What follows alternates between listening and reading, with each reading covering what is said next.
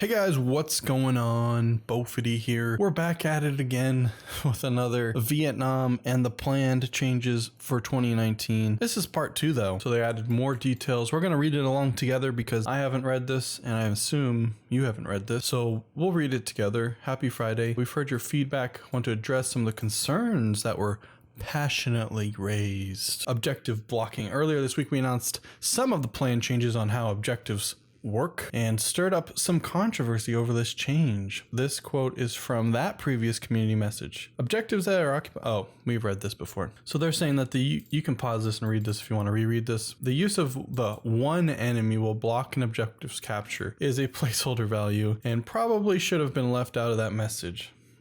I can see how that would complicate some things.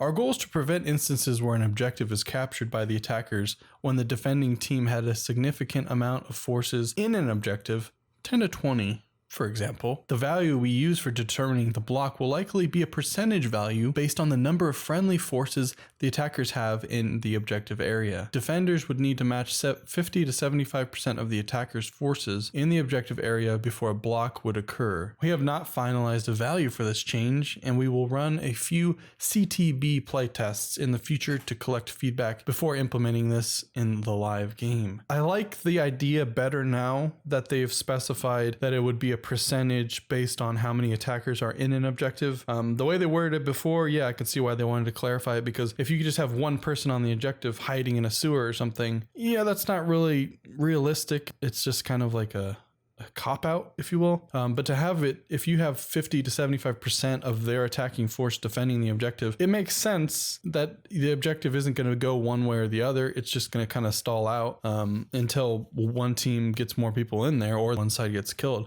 So yeah, it's going to be a nerf to fire support. You know, when you have an objective and you're cutting them off with RD, if they're able to stall out until the RD's over, you're not going to cap that objective. And early campaigns where you only have like one fire support, or if you're the north and you only have one fire support anyway, yeah, I could see how this would be a nerf. I don't know how else you would describe it, really. Fire support's just going to be not as effective, really.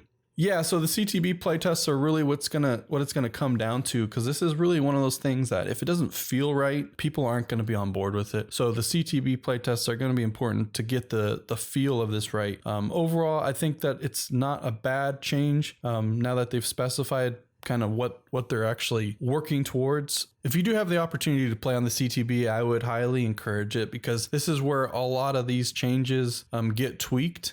So the more people we have on the CTB, the more likely they are to get it right. They're going to have a lot more feedback. They're going to have a lot better idea of how this actually plays out when you have full servers. Because a lot of the times when we are on the CTB, it's not a full server, and it's really hard to gauge these changes when you're not playing with a full server. So like I said, if you do have the chance to play on the CTB, I would highly encourage it. It only can make the game better. Hopefully they can get some weekend tests going, and we can get some full servers, and we can make this change the best change it can be. Moving on. Free rotation for helicopter gunners. Helicopter gunners such as the door gunners on the Huey and the Cobra's chin turret will have the weapon's rotation changed to be independent from the vehicle's rotation. This means gunners will have an easier time keeping their sights on a target without having their aim disrupted by the vehicle's movement. Buddy, this is huge. I don't know how else you can stress that. This is a fundamental buff to both the Huey door gunners and the Cobra gunners, which the Cobra gunner is simultaneously being nerfed. But that aside, people will actually want to play these now, because before you're kind of just like going by, drive by, spraying. But now you'll actually be able to try and focus on targets. Yeah, when these changes go live, I mean, I can see a lot more people wanting to play the gunner and just sit in the chin turret and just lay down some lead on these Charlies, man.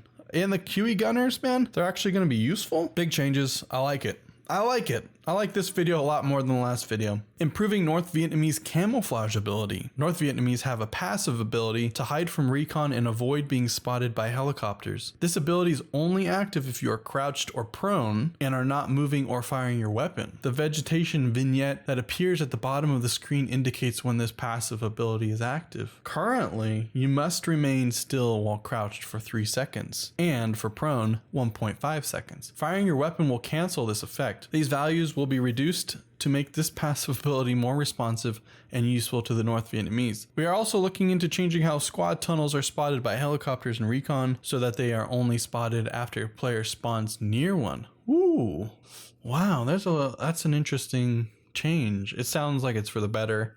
Yeah, I mean, this sounds good to me. Oh shit. Less tunnels going down? Sign me up. I mean, that's really the problem with squad tunnels on helicopter maps, is that the Loach and the Cobra can just keep those squad tunnels locked down for the whole game. So this is a good change. Yeah, if you have a full squad, your tunnel's probably going to get spotted just because you have so many people spawning out of it. But overall, I think this is a really good change. As for the camo, yeah, as far as the camouflage thing goes, I think it's fine as it is currently. I'm not really sure why they want to tweak it. If anything, I think you'd have to make the NLF have better camouflage ability just to have some more separation between the two. As it stands, they both have the same ability, which doesn't really make too much sense as it is.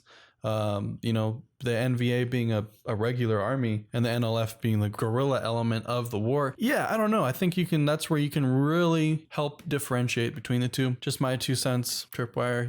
You can find my PayPal. Whitelisting of community content. We are adding GOM and Green Army Men to our official whitelist. That means that any server running the latest versions of these mods will be ranked and players will earn XP normally. Ooh, Tripwire. Shit, Negro, that's all you had to say. That's all you had to say? Shit, this post is a lot better than the first post. This is some much better PR on their part. Yeah, I mean, Tripwire has always supported, you know, custom content makers, and you know, not many other games run contests for maps and stuff. And I'm glad that they recognize their community members who are making content for the game, albeit not official. Now this is at least something, a thank you, I suppose you could call it. For the regular player, it just means that they're going to be able to play these community mods and not be penalized for it. Essentially, you're going to get your XP and rank up just like you're playing on the official game. So yeah, that's it for the changes. The part 2 of the Vietnam and the plan changes for 2019. Everything looks good. Objective blocking, yeah, we're gonna have to play with that one on the CTB a little bit. Hopefully you guys can stop by. So that's it for this one. I hope you guys enjoyed this little read along. Make sure to leave a like if you like this video and drop a comment below. If you're not subscribed to the channel and you enjoy this type of content, consider subscribing to the channel. And as always, thanks for watching. I'll see you guys in the next one.